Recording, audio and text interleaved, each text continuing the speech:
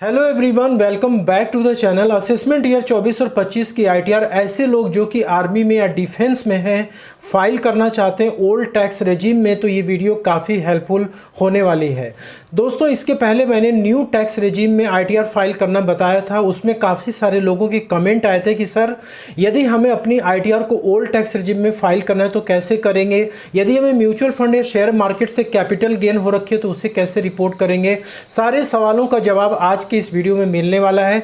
तो चलिए step by step process समझते हैं कैसे हम अपनी आईटीआर को ओल्ड टैक्स रेजिम में फाइल कर सकते हैं। आईटीआर फाइल करने के लिए आपको इनकम टैक्स के पोर्टल पे आना है। जैसे मैंने बताया था कि आपको एआईएस टीआईएस चेक करना है, साथ में 26AS चेक करना है। एआईएस के लिए आपको यहाँ पे प्रेस करना होगा और इसके बाद 26AS के लिए आपको ई फाइल वाले सेक्शन में आना है, इनकम टैक्स रिटर्न और व्यू फॉर्म 26AS। इस पर क्लिक करेंगे तो आपको स्टेप बाय स्टेप प्रोसेस इसमें पूछेगा। कंफर्म बटन पे आपको क्लिक करना होगा। देन आपको यहाँ पे आई एग्री बटन पे क्लिक करना, प्रोसीड बटन पे, व्यू क्रेडिट पे क्लिक करना। यहाँ पे असेसमेंट ईयर 24-25 आपको सेलेक्ट करनी है, HTML पे क्लिक करना है एंड देन आपको यहाँ पर HTML पे क्लिक करने के बाद आपको व्यू एंड डाउनलोड पे आपको क्लिक करना है। यहाँ पर आपके जो भी पैन के अगेंस्ट में जो भी इनकम यहाँ पे रिपोर्ट की गई है आपके फॉर्म 16 से यहाँ पे मैच करना चाहिए।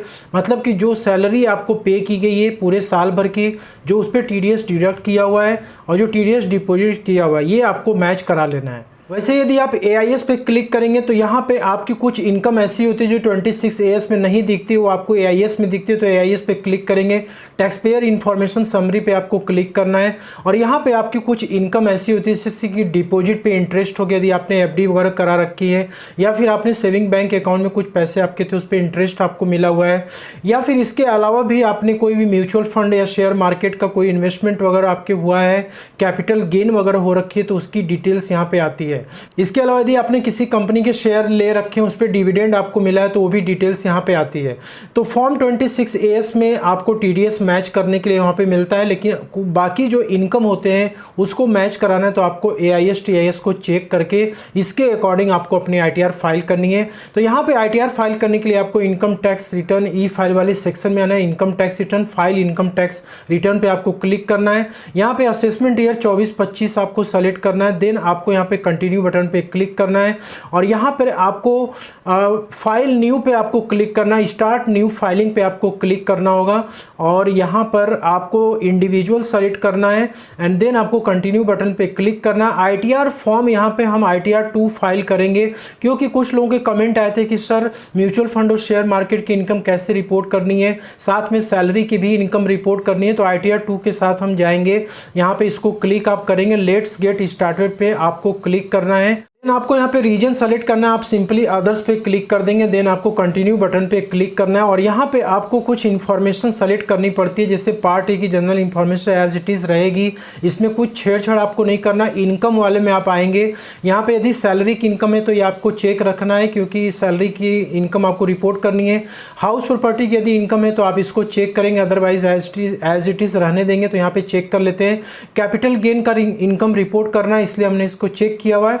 बाकी आपको यहाँ पे कुछ भी नई छेड़छाड़ करना है। इनकम फ्रॉम अदर सोर्सेज, यदि आपको डिविडेंड की इनकम, सेविंग बैंक की इंटरेस्ट, एफडी की इंटरेस्ट कुछ भी हुई है तो आप अदर सोर्सेज पे क्लिक कर सकते हैं, सेलेक्ट कर सकते हैं। इसके बाद यहाँ पे आपको कुछ नहीं करना है, सिंपली आप यहाँ पे आएंगे, कंटिन्यू बटन पे आपको क्लिक करना है, continue button, then skip the question पे आपको क्लिक करना है। इसके बाद आपको यहाँ पे पार्ट ए जनरल इन्फॉर्मेशन का इसको फिलअप करना मैंडेटरी, तो इस पर आपको क्लिक करना है। पर्सनल इन्फॉर्मेशन में आपको फाइलिंग स्टेटस वाले सेक्शन में आना है और यहाँ पे आपको सेक्शन 139(1) रहने देना है। और यहाँ पे यदि आपको ओल्ड टैक्स रेजिम में अपनी आईटीआर फाइल करनी है तो आप सिंपली यस पे क्लिक करेंगे, आपकी आईटीआर ओल्ड टैक्स रेजिम में फाइल होगी।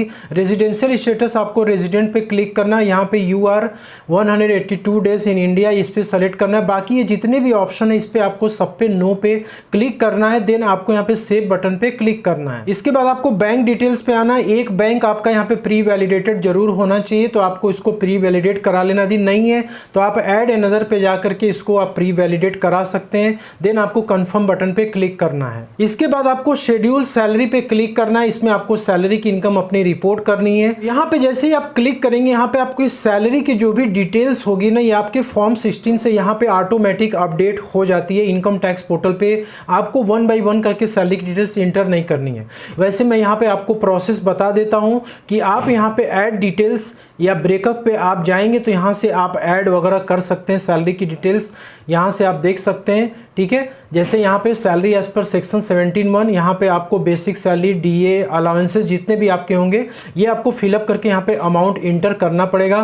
कुछ परक्विजिट्स वगैरह होंगे तो इसको भी यहाँ से आपको सेलेक्ट करके यहाँ पे अमाउंट इंटर करना पड़ेगा। ठीक है, तो ये सारी डिटेल्स आपको करनी पड़ेगी, अदरवाइज इसकी ज़रूरत आपको नहीं पड़ेगी क्योंकि ऑटोमेटिक ये अपडेट हो जाता है डाटा। आपको सिंपली बस ये अमाउंट आपको मैच करना है कि जो यहाँ अपडेट हो रहा है ये आपके फॉर्म 16 से मैच कर रहा है कि नहीं कर रहा है। इसके बाद आपको यहाँ पे सेव बटन पे क्लिक करना है, आपकी सैलरी यहाँ पे अपडेट हो जाएगी। ठीक है, यहाँ पे ग्रॉस सैलरी का अमाउंट आपका यहाँ पे दिखेगा। इसके बाद आपके जो भी अलाउंसेस वगैरह आपके फॉर्म 16 में जो एम्प्लॉयर ने अलाउ किया हुआ वो अलाउंसेस भी आपको यहाँ पे दिखेंगे, वो भी माइनस आपका हो जाएगा। ठीक है, यहाँ पे आपको 50,000 रुपीज़ का स्टैंडर्ड डिडक्शन मिल जाता है जो कि ऑटोमेटिक यहाँ पे कैलकुलेट कर देगा और यहाँ पे आपको कन्फर्म बटन पे क्लिक करना है।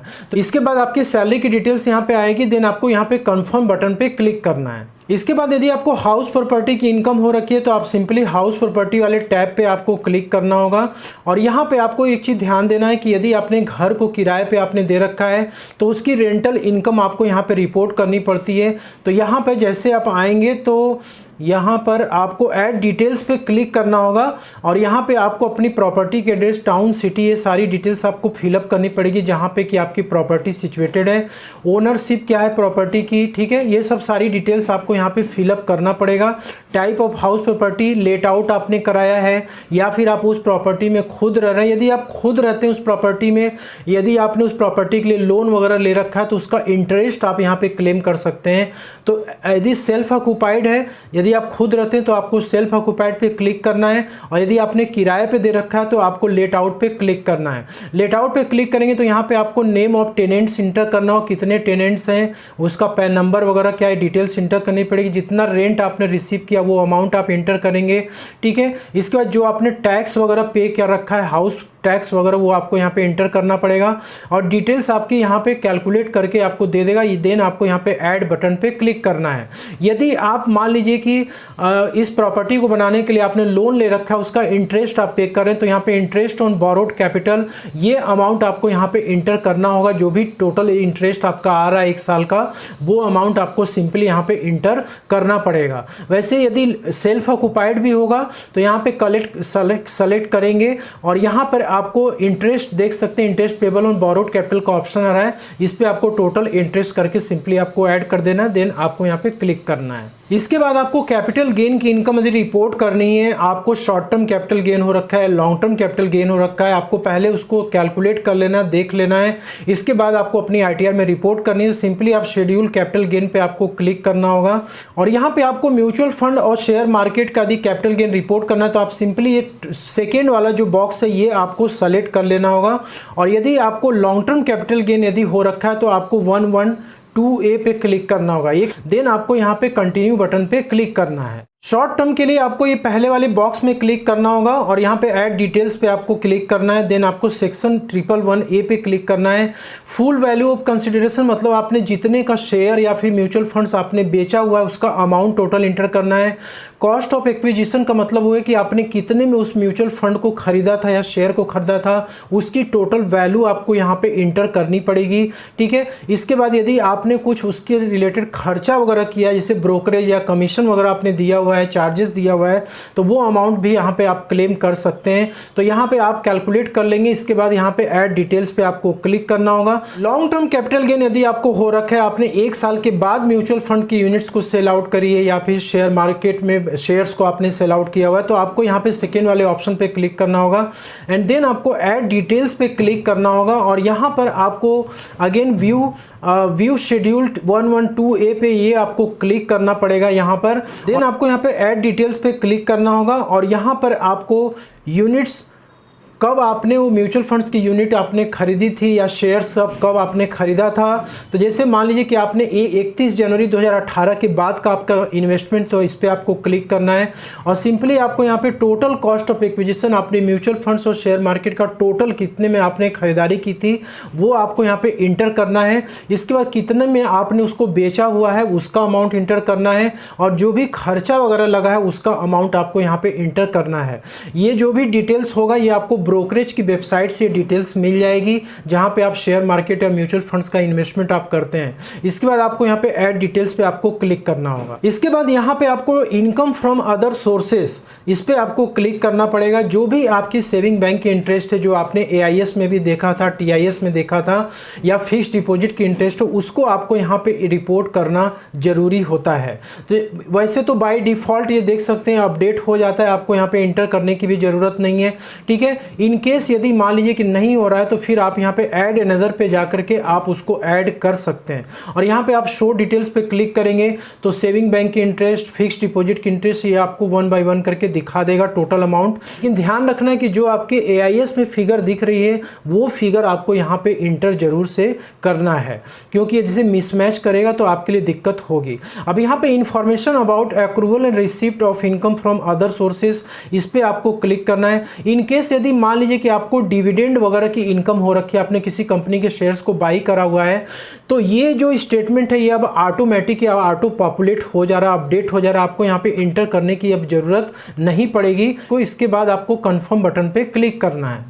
इसके बाद आपको शेड्यूल CYLA इसको सिंपली आपको क्लिक करना है। इसके बाद आप इसको तुरंत कंफर्म करा देंगे। इसमें आपको कुछ करने की ज़रूरत नहीं है, क्योंकि यहाँ पे कोई भी लॉस वगैरह आपका होगा करंट ईयर का तो आपके इनकम से सेट ऑफ हो जाता है। तो जो भी ऊपर आपने डिटेल्स इंटर करा है उसके अनुसार ये अपडेट हो जाता है। इसके बाद BFLA का है, इसको भी क्लिक करके आपको कन्फर्म करा लेना है। इसके बाद शेड्यूल CFL कैरी फॉरवर्ड, यदि कुछ लॉसेस वगैरह हो रखे हैं, इससे कैपिटल लॉस आपको हो चुका है शेयर मार्केट में, म्यूचुअल फंड में, तो ये वाली डिटेल्स भी आपकी ऊपर में जो आपने कैपिटल गेन वाली शेड्यूल अपडेट की थी उसी से ये शेड्यूल अपडेट हो जाता है। इसे भी क्लिक करके आपको कंफर्म पे कंफर्म करा लेना है। इसके बाद details of income which is taxable special rate, यदि आपको कैपिटल गेन होगी तो स्पेशल रेट से उस पर टैक्स लगता है।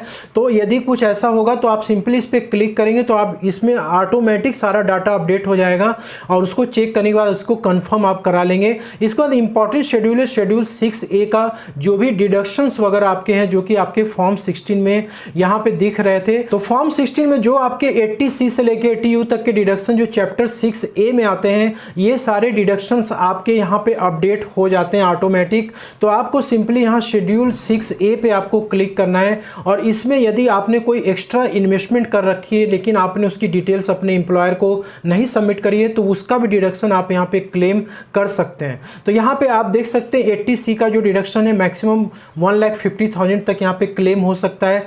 ये डाटा भी आपका ऑटो अपडेट हो जाता है, आपको यहाँ पे इंटर करने की कोई ज़रूरत नहीं है। इसके बाद यहाँ पे पूछ रहा है do you want to add more deduction, यदि आप कुछ एक्स्ट्रा डिडक्शन क्लेम करना चाहते हैं तो आपको ऐड पे क्लिक करना है। जैसे यहाँ पे 80E का डिडक्शन हो गया, 80CCC का हो गया, ठीक है, 80DDB का हो गया, ठीक है। यहाँ पे जो भी डिडक्शन आपके ऊपर अप्लीकेबल है, मेडिकल ट्रीटमेंट वगैरह का हो गया, आप यहाँ से सेलेक्ट करके अमाउंट इंटर कर सकते हैं। लेकिन डिडक्शन आप कोई भी क्लेम करें तो उसका प्रूफ आपके पास बाकायदा होना चाहिए। फ्यूचर में चल के यदि कोई इंक्वायरी आए, नोटिस आए तो आप प्रूफ को दिखा सकें। इसके बाद आपको यहाँ पे कंफर्म बटन पे क्लिक करना है और यहाँ पर आप आएंगे। इसके बाद AMT यानी अल्टरनेट मिनिमम टैक्स, इसे भी आपको क्लिक करके कंफर्म करा देना है। शेड्यूल AMTC इसमें भी कुछ नहीं है, इसको भी आपको क्लिक करके कंफर्म कर लेना है। यदि मैं आपको दोस्तों 1 बाय 1 करके बताऊंगा तो वीडियो बहुत लंबी हो जाएगी, तो जो जरूरी है मैं आपको यहाँ पे बता रहा हूँ। इसके बाद कॉम्प्यूटेशन ऑफ टोटल इनकम पे आपको आना है, इस पर आपको क्लिक करना है। तो आपने जो भी इनकम ऊपर में शेड्यूल आपने अपडेट करी है ऊपर वाली, ये सारी इनकम आपको यहाँ पे शो कर देगा जो जिस सोर्सेज से आपको इनकम हो रखी है। तो आप यहाँ पे एक बार वेरीफाई जरूर कर लें। आपको यहाँ पे सिंपली कंफर्म बटन पे क्लिक करना है। इसके बाद है टैक्स पेड। अब आपके सैलरी पे जो भी TDS कटा है वो TDS भी ऑटोमेटिक यहाँ पे अपडेट हो जाता है। इसको आपको क्लिक करना है और एक बार उसको वेरीफाई कर लेना है जो भी TDS आपके इनकम पे कटी हुई है। यदि सैलरी के अलावा भी जैसे फिक्स डिपॉजिट पे आपका TDS कटा है तो उसकी भी डिटेल्स यहाँ पे आपकी ऑटोमेटिक अपडेट हो जाती है, ठीक है। तो यहाँ पे आपको बस शेड्यूल्स देख लेना है, देखने के बाद यदि आपने कोई एडवांस टैक्स या सेल्फ असेसमेंट टैक्स पहले से पे कर रखा है तो यहाँ पे क्लिक करके आप उसको भी ऐड कर सकते हैं। वैसे यहाँ ऐड करने की जरूरत नहीं पड़ेगी, आपको ये ऑटोमेटिक अपडेट हो जाएगा। कंफर्म बटन पे आपको क्लिक करना है। इसके बाद दोस्तों आपको computation of tax on total income, आपकी जो भी अभी इनकम है उस पर टैक्स कितना कैलकुलेट हो रखा है, इस पर आपको क्लिक करना होगा। तो ये टैक्स भी कैलकुलेट करके आपको दिखा देगा। तो देख सकते हैं यहाँ पे टैक्स यहाँ पे कैलकुलेट कर देगा। और ये टैक्स भी क्या होता है कि आपके फॉर्म 16 में जो भी टैक्स अमाउंट होता है, यदि आपको कोई एक्स्ट्रा इनकम नहीं, कोई एक्स्ट्रा डिडक्शन नहीं है, ठीक है, एज इट इज़ आप फॉर्म 16 के आधार पे अपनी आईटीआर फाइल करें तो सेम टू सेम यहाँ पे टैक्स आएगा। यदि कुछ एक्स्ट्रा होगा तो फिर ये टैक्स अमाउंट चेंज हो जाएगा। तो यहाँ पे आपकी एग्रीगेट टैक्स लायबिलिटी कैलकुलेट होके आ जाती है और यहाँ पे आपने जो टैक्स पहले से आपका टीडीएस जो कटा था वो डिपॉजिट हो जाता है, वो अमाउंट आपको यहाँ पे दिखेगा। यदि आपकी टैक्स कम होगी और ये टीडीएस का अमाउंट ज़्यादा होगा तो आपका डिफरेंस जो आएगा वो रिफंड हो जाएगा, आपके बैंक अकाउंट में आ जाएगा। और यदि ये ज़्यादा हुआ और आपका टैक्स पेड कम है तो फिर आपको टैक्स का पेमेंट करना पड़ेगा। तो यहाँ पे सिंपली आपको क्या करना, प्रीव्यू रिटर्न्स पे आपको क्लिक करना होगा एंड देन आपको यहाँ पे सिंपली क्या करना है, इस बॉक्स को आपको चेक कर देना है। इसके बाद यहाँ नीचे की तरफ आएंगे, प्रोसीड टू प्रीव्यू पे आपको क्लिक करना पड़ेगा। देन आपको प्रोसीड टू वैलिडेशन पे आपको क्लिक करना है। यदि आपके आईटीआर में कुछ गलती होगी तो यहाँ पे एरर आपको शो करेगा और वहां पे आप क्लिक करेंगे तो आपको ले जाएगा जहां पे गलती है, तो वहां पे आप करेक्ट कर सकते हैं। यदि कोई दिक्कत नहीं होगी तो फिर उसके इसमें वैलिडेशन सक्सेसफुल बताएगा। इसके बाद आपको प्रोसीड टू वेरिफिकेशन पे आपको क्लिक करना है। इसके बाद यहाँ पे आपको आईटीआर अपनी ई वेरीफाई करनी है, तुरंत आपको वेरीफाई करना है तो आप ई वेरीफाई पे क्लिक करेंगे। यदि आपको कुछ दिन के बाद करना है लेकिन 30 दिन के अंदर आपको आईटीआर ई वेरीफाई करना मैंडेटरी है तो आप इस पे क्लिक कर सकते हैं। वैसे रिकमेंडेशन ये रहता है कि आप तुरंत इसको ई वेरीफाई कर दीजिए। कंटिन्यू बटन पे आपको क्लिक करना होगा और यहाँ पे आपको आधार ओटीपी वाला जो ऑप्शन है इस पे आपको क्लिक करना होगा एंड देन आपको कंटिन्यू बटन पे क्लिक करना होगा। आपके मोबाइल नंबर पे एक ओटीपी जाएगी, ओटीपी इंटर करके आप अपने रिटर्न्स को सबमिट कर देंगे। तो इस तरीके से आप अपनी आईटीआर को फाइल कर सकते हैं। और मैं उम्मीद करता हूं कि वीडियो में दी गई जानकारी आपको पसंद आएगी। यदि वीडियो अच्छी लगी इसे लाइक शेयर जरूर कर दीजिएगा। तो मिलते हैं नेक्स्ट वीडियो में, तब तक के लिए जय हिंद जय Bharat. Thank you so much for watching this video.